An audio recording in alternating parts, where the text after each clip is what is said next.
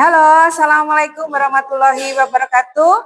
Salam jumpa kembali dengan tim podcast MKKS SMP Negeri Kabupaten Magetan.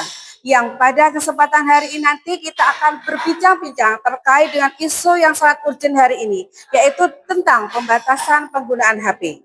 Yang akan kita kupas tuntas dengan narasumber kita yang hebat, yaitu Bapak Kolonel Dr. Haryanto dari BNPT. Yuk kita ikuti bersama. Selamat datang di podcast MKKS SMP Negeri Kabupaten Magetan. Hari ini nanti kita akan ngomongin banyak hal yang sedang ramai pada saat ini, yaitu terkait dengan pembatasan penggunaan HP di sekolah. Tujuannya bukan hanya sekedar melarang, tetapi melindungi. Ya, hari ini nanti kita akan dibersamai oleh narasumber kita yang hebat dari Badan Nasional Penanggulangan Teroris, yang nanti akan membersamai kita 30 menit ke depan. Namun sebelumnya, kita nanti juga akan membahas beberapa hal terkait dengan kenapa ini penting dibicarakan. Apa resikonya apabila dibiarkan, dan bagaimana caranya kita nanti untuk membuat kebijakan namun tidak membuat ribet. Namun sebelumnya ada pepatah, tak kenal maka tak sayang. Monggo biar lebih enak dipanggil Mbak saja, Bapak. Mbak Erna, yang kebetulan memandu acara podcast MKKS Kabupaten Magetan. Terima kasih, Mbak Erna. Saya sapa juga. Assalamualaikum warahmatullahi wabarakatuh. Waalaikumsalam warahmatullahi wabarakatuh. Selamat malam, salam sejahtera bahagia selalu bagi kita. Om Swastiastu, Namo Buddhaya. Salam kebajikan, rahayu, rahayu, rahayu, dan salam Pancasila. Syukur alhamdulillah Mbak Erna, pada kesempatan ini saya dalam lawatan ke Jawa Timur bisa mampir di Kabupaten Magetan.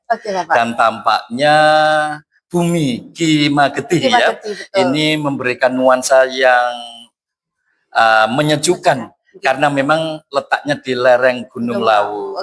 Mudah-mudahan kesejukan dan kedamaian ini selalu membersamai dan menyertai kita bersama. Amin, ya Rabbal Baik, Alamin. tadi disampaikan saya harus memperkenalkan diri. Kalau tidak mengenalkan kayaknya kurang afdol kan gitu ya. Sekali, Bapak. Saya dari Badan Nasional Penanggulangan Terorisme, khususnya dari Deputi Bidang Pencegahan, Perlindungan dan Deradikalisasi di Direktorat Pencegahan, dan saya sekarang mendapat mandat di Subdit Pemberdayaan Masyarakat. Dan saya nama Haryanto, kebetulan saya dari TNI dan saya dari TNI AU, saya Kolonel Sus, dan bersyukur dengan dukungan semuanya hal ini seolah-olah tiupan angin itu mengarahkan harus mampir dengan podcast MKKS. Mudah-mudahan silaturahim ini bisa memberikan kemanfaatan bagi kita bersama. Amin. Baik, Mbak Erna, demikian mungkin perkenalan singkat ya.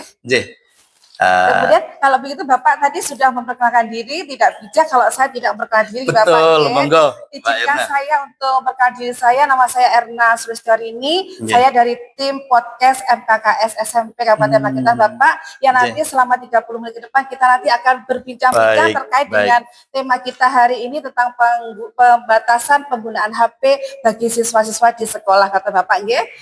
Oke, langsung aja Bapak, kita akan banyak sharing terkait dengan materi atau tema tadi, Bapak. Ada beberapa yang sangat menggelitik bagi saya, Bapak. Yang pertama, dari sudut pandang BNPT, kenapa isu pembatasan HP ini tiba-tiba muncul?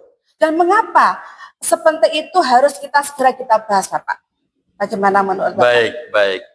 Baik Mbak Erna, sebenarnya ini tidak serta-merta muncul begitu saja. Kita pun bergerak juga tidak mungkin bergerak sendiri-sendiri. Ini adalah sebuah bentuk dari wujud sinergi dan kolaborasi dengan kementerian lembaga yang terkait. Jadi baik itu dengan Komdiki sendiri, kemudian kami BNPT bergerak dengan rekan-rekan yang di lapangan dari Densus 88, dari BIN, dari BAIS, dari kementerian lembaga yang lain, dan muncullah sebuah konsep bahwa di lapangan diperlukan adanya sebuah regulasi terkait dengan bagaimana menyelamatkan dan melindungi anak-anak kita. Pada sisi kami, dari pantauan rekan-rekan di lapangan, baik secara terbuka dan tertutup, khususnya kami yang di pencegahan, masukan dari masyarakat, ternyata dalam penggunaan gawai ini perlu ada sebuah kebijakan dari negara. Negara harus hadir terhadap perlindungan anak-anak dan putra-putri kita.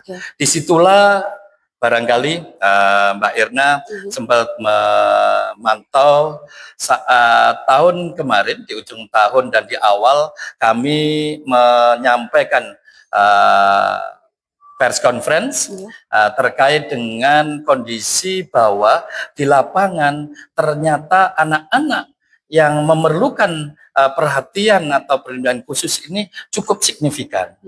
Dan yang terkait dengan penggunaan gawai, ternyata di WhatsApp grup itu sudah menyebar seolah-olah serangan kontra yang harus kita lakukan ini harus semakin masif juga.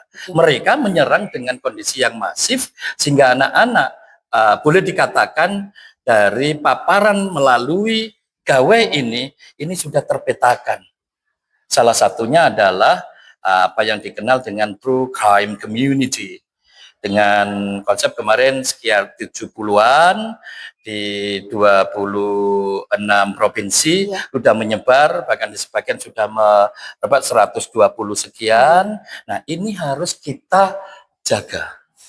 Disitulah letaknya mengapa kebijakan atau regulasi itu muncul, karena memang sebenarnya menjadi kebutuhan. Urgensitas itu adalah untuk melindungi anak-anak kita. Dan ini adalah sebuah kolaborasi sinergi kementerian lembaga terkait. Masukan dari masyarakat juga. Ini adalah bentuk sinergi multi pihak. Sehingga mungkin kita dengar dan juga kita pahami, turunlah PP Tunas untuk kalau di sana bagaimana ada pelarangan kalau boleh dikatakan untuk menggunakan gawai kepada anak-anak 16 tahun ke bawah. Ini adalah sebuah kebijakan menurut kami, pemanfaatan gawai yang bijak. Iya, yang harus diterapkan, diimplementasikan untuk putra-putri kita. Begitu Mbak Irna. Oke, luar biasa sekali. Dan ternyata alhamdulillah Bapak di Kabupaten Magetan pun Ibu Bupati sudah menerbitkan semacam surat SE terkait dengan pembatasan penggunaan gawai ini Bapak. Betul. Jadi harus ada sinergi antar stakeholder yang ada di daerah ini Bapak. Betul. Nah, kami perlu jelaskan Mbak Irna, karena dengan surat edaran ini peran dari kami juga memberikan rekomendasi, menyampaikan kepada kementerian lembaga terkait melalui Kemendagri tentunya yang diteruskan ke semua daerah, dengan karena kita ada nota kesepahaman dengan Dikdasmen juga, sehingga itu pun juga disampaikan.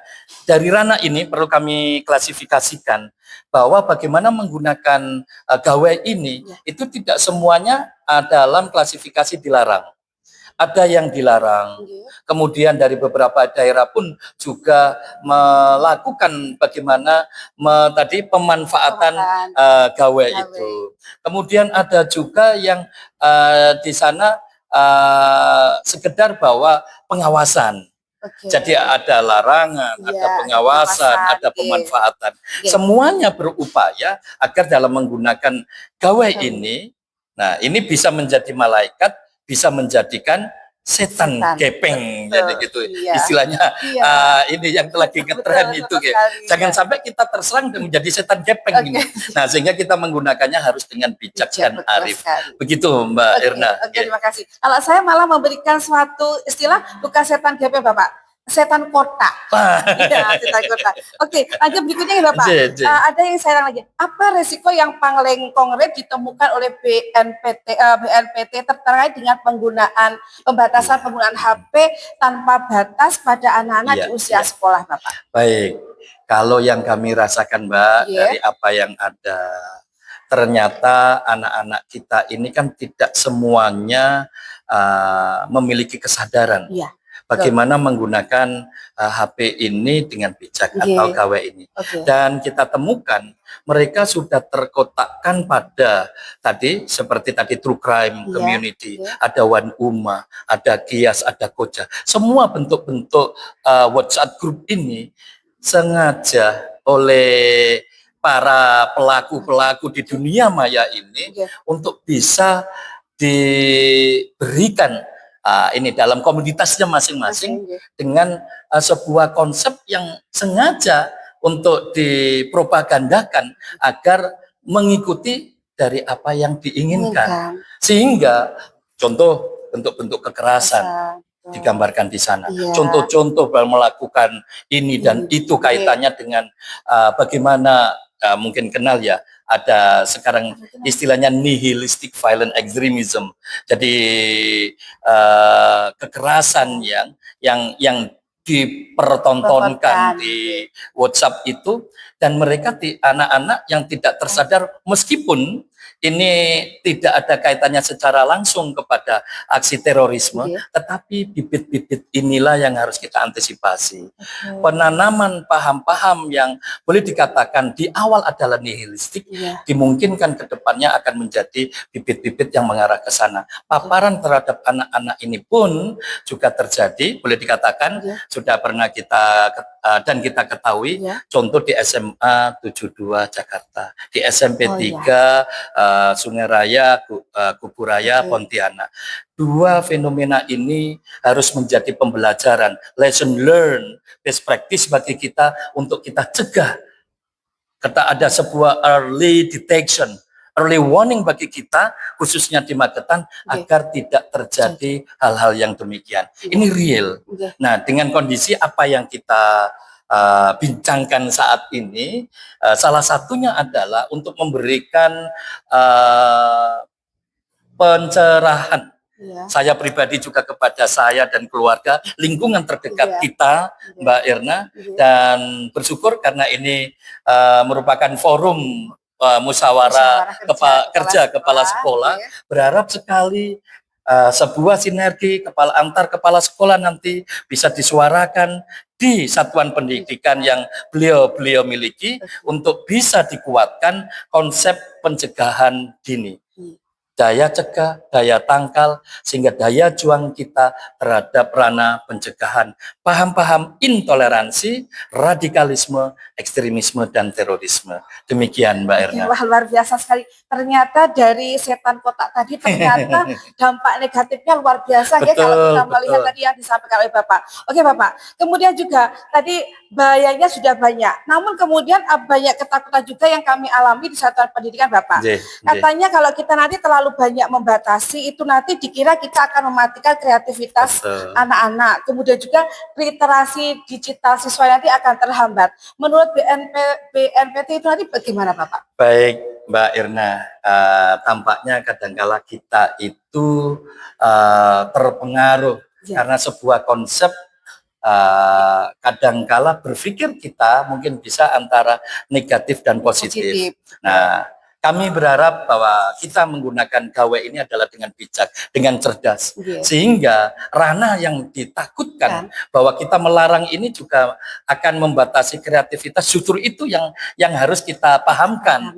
Dengan adanya bagaimana menggunakan gawe secara bijak, secara tepat waktu, tepat sasaran, dan tepat semuanya. Nah, inilah yang kita harapkan. Teknologi bisa akan menjadi sesuatu yang produktif, kontributif, sehingga akan memberikan kemanfaatan dan kemaslahatan bagi kebutuhan kita. Nah, itu yang kita harapkan. Nah, disinilah letaknya Mbak Irna, bagaimana kita mengedukasi terhadap lingkungan kita, terhadap diri kita, anak-anak kita, agar tidak tadi terjadi pemikiran yang keliru. Pemahaman ini harus komprehensif bahwa tadi saya sampaikan, ini bisa menjadi malaikat, bisa menjadi setan. Harapan kita harus bisa mengendalikan diri untuk bisa mengikuti malaikat-malaikat teknologi. Sehingga arah bahwa dengan melalui gawe kita ini, kita akan bisa membuka cakrawala dunia, kita akan bisa memperkuat kemampuan dan keterampilan kita dengan teknologi yang luar biasa. Nah, ini yang kita harapkan, jangan sampai, wah, dengan adanya pembatasan atau mungkin larangan gawe ini berarti kreativitas inovasi kita juga dibatasi dong. Nah, ini yang harus kita coba untuk disampaikan, dipahamkan kepada lingkungan kita bahwa hal itu tidak benar adanya.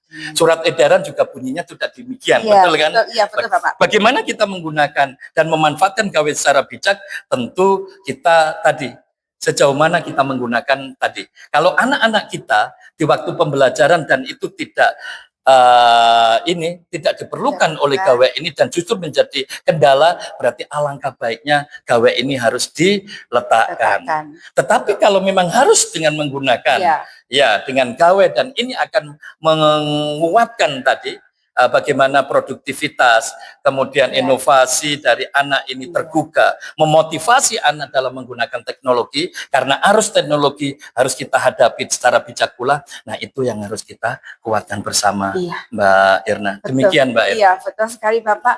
Betul, harus ada semacam kebijaksanaan, ya, terutama dari kami dari Satuan Pendidikan. Memang kita diperkenankan anak-anak boleh membawa HP, hanya saja pada waktu saat-saat tertentu saja. Selain tidak ada pembelajaran yang menggunakan HP, anak-anak diminta untuk meletakkan atau ditaruh di ruangan guru. Seperti itu, Bapak. Kita sudah mencoba. Hanya saja, Bapak, ini kendala kami di lapangan. Di sekolah kita sudah melakukan kebijakan seperti itu. Betul. Namun ternyata setelah anak-anak itu pulang ke rumah, orang tua tidak mau bekerja sama dengan Satuan Pendidikan. Orang tua seakan-akan masih penting anakku itu diam dikasih HP. Padahal secara tidak langsung itu sangat bertentangan dengan kebijakan kami yang ada di sekolah, Bapak. Bagaimana caranya kita untuk membuat agar kebijakan ini tidak gagal, Baik, Bapak? Caranya, Bapak. Baik. Saya kira ini menjadi sebuah tantangan dan peluang bagi kita bersama, Betul sekali, Bapak. Bahwa sebuah sinergi pemahaman ini harus dikuatkan untuk semua pihak. Kita tahu bahwa lembaga atau pusat pendidikan itu tidak hanya secara formal yang ada di sekolah. Rumah, keluarga menjadi pusat pendidikan pertama dan utama. Bagaimana peran orang tua bisa merangkul putra-putrinya, bisa memberikan edukasi yang kuat tentang penggunaan gawe, tentang bagaimana akan mengarahkan putra-putrinya yang berakhlakul karimah menjadi manusia insan kamil gitu ya. Ini bisa disandingkan dengan kondisi yang ada di sekolah sebagai lembaga formal pendidikan.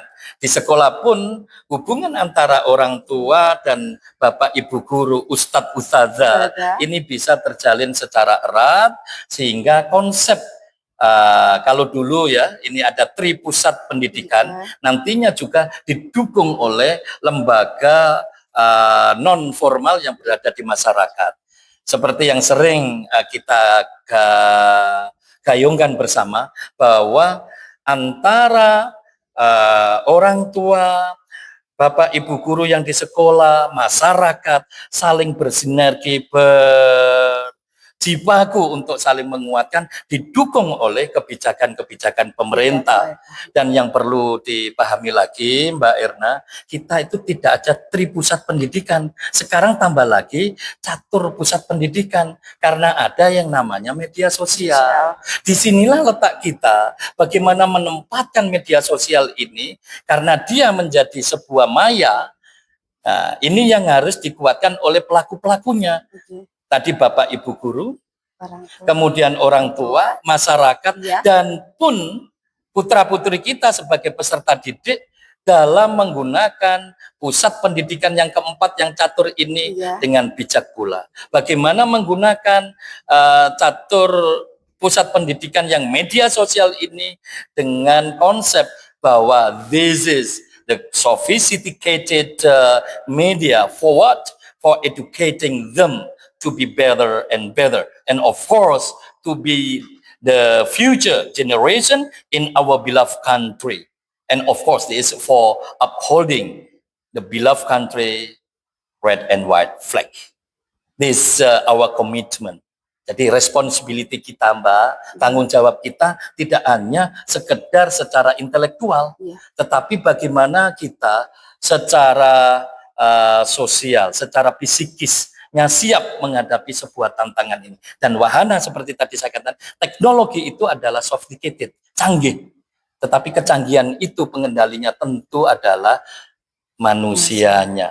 Putra-putri kita harus bijak dalam menggunakan itu. Orang tua juga harus bijak dalam mengarahkan putra-putrinya. Menjadi teladan. Bapak Ibu guru juga sama dalam edukasi. Pun masyarakat harus mendukung. Sehingga multi pihak, jadi pentahelix approach dalam konsep ini secara komprehensif harus diciptakan. Tidak boleh parsial. Dan kita tidak boleh saling menyalahkan. Oh ini tugasnya Bapak Ibu guru. Oh ini tugasnya orang tua. Oh ini tugasnya anak. Tidak, kita harus saling gayuh rukun untuk menguatkan bahwa ini adalah tugas kita bersama. Bukan dia, bukan aku, tetapi kita bersama. Luar biasa sekali yang disampaikan oleh Bapak, sangat menginspirasi saya. Saya akhirnya mendapatkan suatu pencerahan Bapak terkait dengan yang tadi jenengan sampaikan. Luar biasa, ini sangat berguna sekali bagi kita Bapak Ibu kepala sekolah SMP di Kabupaten Magetan. Semoga nanti setelah podcast ini nanti selesai nanti bisa disebarkan tidak hanya untuk kepala sekolah SMP saja ya Bapak, dan juga nanti bisa kita sebarkan kepada anak-anak. Kemudian satu lagi terakhir dari saya Bapak, jika Bapak nanti mau menitipkan pesan, satu pesan saja untuk Bapak Ibu kepala sekolah satu dan untuk satu siswa Bapak terkait dengan podcast ini Bapak, monggo. Baik Mbak Irna, kalau boleh saya menitipkan pesan kepada Bapak Ibu kepala sekolah, Bapak Ibu guru yang ada, kita sebagai orang tua pertama dan utama kita kuatkan teladan kita, uswatun hasanah kepada putra putri kita. Apakah itu berada di rumah kita? Karena rumah kita adalah surga kita pula. Bagaimana membuat rumah adalah surgaku. Rumah tidak hanya rumah seperti milik secara pribadi, rumah juga berupa sekolah, itu adalah rumah kita. Sehingga apakah berada di sekolah dan di rumah, kita merasa seperti surga bersama. Sehingga tolong kita bisa menjadi teladan uswatun hasanah bagi putra putri kita. Yang kedua, bagi anak-anakku, tidak ada sesuatu itu yang sempurna sepanjang kita masih bernama manusia sebagai hambanya. Konsep utama anak-anakku, jadilah putra putri, ananda-ananda yang tercinta untuk selalu patuh dan taat kepada orang tua. Orang tua kandung kita, orang tua kita berada di mana saja, termasuk Bapak Ibu guru kita adalah orang tua kita yang wajib kita patuhi dan kita taati. Sekali lagi, ridho orang tua adalah ridho yang maha kuasa.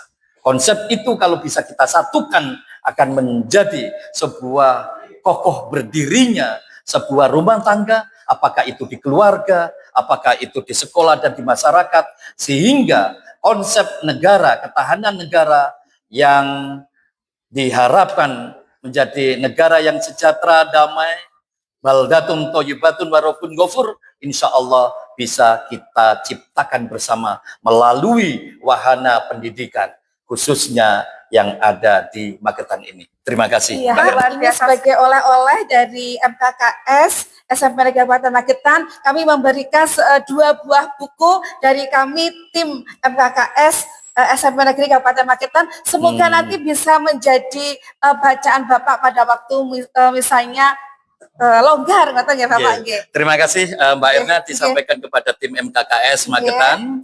Kami terima sebagai oleh-oleh yang manfaat tentunya, menjadi ilmu yang manfaat, dan Amin. insya Allah akan bisa memberikan kemanfaatan untuk sesama. Dan mudah-mudahan saya menerima ini tentu dengan keikhlasan dan kemanfaatan pula. Terima kasih. Terima kasih Ye, Bapak. ye. Terima kasih Iya, Mbak Erna. luar biasa sekali Bapak.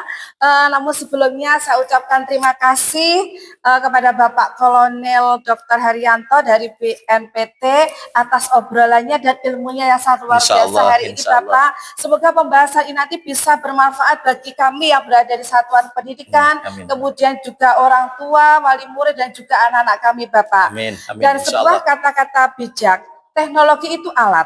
Tetapi bijak atau tidaknya tergantung kita untuk menggunakannya. Sampai jumpa di episode berikutnya.